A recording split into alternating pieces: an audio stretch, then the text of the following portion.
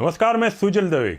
बचपन में घर की कीमती चीज़ों को तोड़ते और माँ बाप के डांटने पर आपने बड़े भाई बहनों और इल्ज़ाम डालते हुए उत्पाती बच्चे आपने देखे ही होंगे। बचपन की ये स्मृतियाँ ही आपको जीवन भर अपने भाई बहनों से जोड़े रखती है। बचपन में इस रास्ते से हुआ गठबंधन फेविकॉल के जोड़ से भी ज़्यादा मजबूत होता है। हाँ, बढ़ती उम्र के साथ इसमें बदलाव ज़रूरी है ताकि आप जिम्मेदार बन सकें। लगता है गुजरात भाजपा के नेता अभी भी बचपन की इन स्मृतियों से बाहर ही नहीं आना चाहते और फंसने पर इसकी टोपी उसके सर कर रहे। मैं आज ये समझाने के लिए आपसे बात करना चाहता हूं गुजरात में बढ़ रहे कोरोना मामलों पर और नेता की जिम्मेदारी पर जो कहीं नजर नहीं आ रही। कोरोना की दूसरी और भयावह लहर गुजरात की सीमाओं पर दस्तक दे रही थी। तब गुजरात में नगर निगम और पालिका के चुनाव भी होने थे, जिसके चलते प्रचार के बहाने पिछले दरवाजे से कोरोना का स्वागत बड़ी धूमधाम से किया गया, वो भी बिना मास्क, बिना सोशल डिस्टेंसिंग। 2 गज दूरी बनाए, मास्क पहने। प्रधानमंत्री की इस नसीहत को भी दरकिनार कर दिया गया। चारों ओर प्रचार के दौरान ऐसा माहौल बन गया जैसे कोरोना दुनिया से चला गया हो और भाजपा चुनाव जीत चुकी है। दूसरी तरफ अहमदाबाद में आए हुए नरेंद्र मोदी क्रिकेट स्टेडियम में मैच हो रहे थे। स्टेडियम का नामकरण होने के बाद ये पहले मैच थे तो प्रशासन को लगा कि किसी एक को खुश करने का सुनहरी मौका है। प्रशासन लग गया स्टेडियम को भरने में। यहां तक गुजरात क्रिकेट एसोसिएशन ने घोषणा कर डाली कि स्टेडियम को पूरी तरह से भर दिया जाएगा। लोग भी भेड़ बकरियों की तरह स्टेडियम की ओर दौड़ने लगे। नतीजा क्या आया? चुनाव खत्म होते ही कोरोना आ गया, वो भी बड़े भयावह तरीके से, और मामले बढ़ते गए। जो कोविड सेंटर बंद किए गए थे, रातों रात उसे खोलने पड़े। चुनाव प्रचार और क्रिकेट मैच को लेकर सरकार की आलोचना खूब हुई। अब वक्त हो चला था जवाबदेही का। मुख्यमंत्री होने के नाते विजय रूपाणी को इसका जवाब देना था। सबसे पहले मुख्यमंत्री की प्रतिक्रिया को समझे। रूपाणी ने कहा, कोरोना के बढ़ते मामलों के लिए न तो चुनाव प्रचार जिम्मेदार है, न क्रिकेट मैच। ये लोगों की लापरवाही का नतीजा है। बताइए, रूपाणी जी कह रहे, मैं मुख्यमंत्री का ही जवाब आपको शब्द से सुना रहा हूं। इस जवाब में जरा जोल है, उसको समझिए। चलिए मान लेते कोरोना के बढ़ते मामलों के लिए लोगों की लापरवाही जिम्मेदार है, और वो कौन से लोग? जो चुनाव प्रचार में आए थे वो, या जो मैच देखने गए थे वो?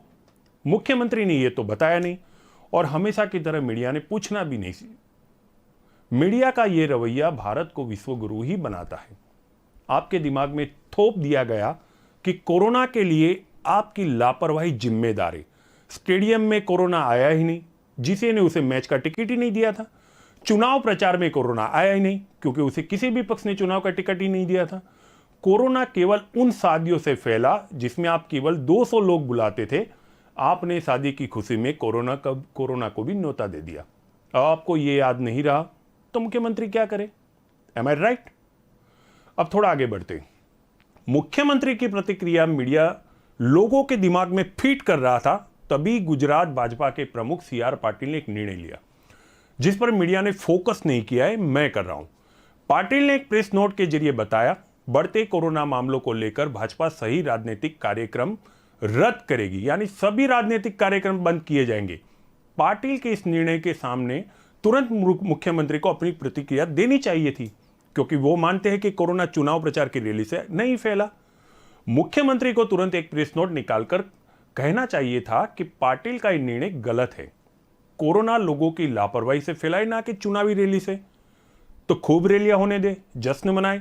अब ये मुख्यमंत्री भूल गए तो मीडिया की जिम्मेदारी थी इस पर मुख्यमंत्री से सवाल करे। पर सवाल भी कैसे किया जाता, क्योंकि सवाल करना तो मीडिया कब से भूल चुकी है। मुख्यमंत्री के पास अपनी प्रतिक्रिया साबित करने का एक सुनहरा मौका भी है।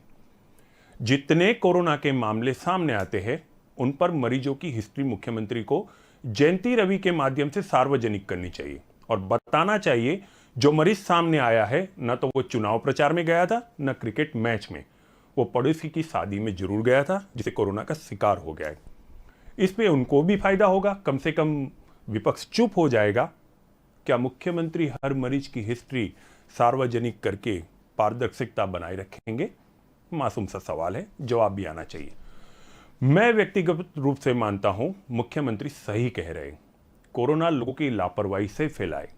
आपकी लापरवाही यह है कि नेता तो चुनाव प्रचार करेंगे, आपको इसका हिस्सा बनने की क्या जरूरत थी? स्टेडियम पूरा भर के किसी को खुश करने का प्रयास तो जीसीए करेगा। आपको कोरोना का स्वागत करने की क्या जरूरत थी? आज आपके दिमाग में भाजपा के प्रवक्ताओं के माध्यम से यह बिठाया जा रहा है कि केरला महाराष्ट्र में क्या चुनाव था, क्या मैच था, फिर भी मामले बढ़े। तो सवाल क्यों नहीं उठ पा रहा कि आप जिन राज्यों से गुजरात की तुलना करते हैं वही केरला में साक्षरता 100% है, गुजरात में क्यों नहीं? क्यों देश की आर्थिक राजधानी मुंबई रह चुकी है, विकास का जन्मदाता गुजरात क्यों नहीं बन पाता?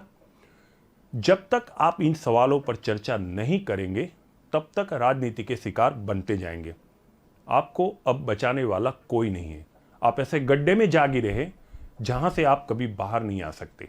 इस गड्ढे में राष्ट्रवाद, हिंदू मुस्लिम और विदेश में भारत के बढ़ते डंकों पर चर्चा जरूर होती है, पर वहां रोजगार, स्वास्थ्य, निजीकरण और विश्व में गिरते भारत के अंक पे चुपकी दी होती है। इस गड्ढे से आपको केवल मीडिया ही बाहर ला सकता था, पर अफसोस कि आपको इस गड्ढे में खुद मीडिया नहीं ढकेला है। अब आपको खुद इससे बाहर आना होगा, और आप बाहर आएंगे तब भारत बदल चुका होगा, क्योंकि वो बदल ही गया है।